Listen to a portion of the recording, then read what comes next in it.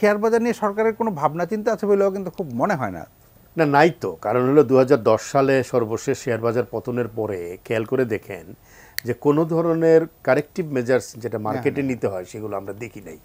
বরং যেটা আমরা দেখেছি সেটা হলো সেই ব্যক্তিগুলাই যাদেরকে দায়ী করা হয়েছিল বা যাদেরকে সন্দেহ করা হচ্ছিল তারাই কিন্তু নেতৃত্বের অবস্থানে চলে আসছে।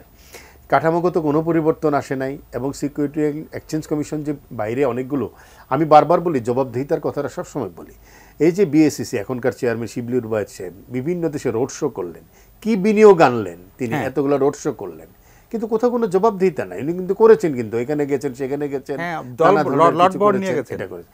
শেয়ার বাজারে আরও সমস্যা হলো যে কোনো কোনো ক্ষেত্রে অতিমাত্রায়, যেমন এই মুহূর্তে একটা বন্ডের কথা বলা হচ্ছে, বন্ডটা বাজারে আসবে, এর আগে সুসুক বন্ড আসছে, কোনো কাজে লাগে নাই, নতুন একটা বন্ডের কথা বলা হচ্ছে, সেটা যেভাবে ইস্যু করা হয়েছে, তার যে ম্যানেজার হয়েছে, প্রত্যেকটা ক্ষেত্রে আপনি দেখবেন যে সন্দেহজনক লেনদেন হচ্ছে এখানে। এবং বাজারে ভালো শেয়ারের অভাব, আপনি ভালো শেয়ার খুঁজেই পাবেন না।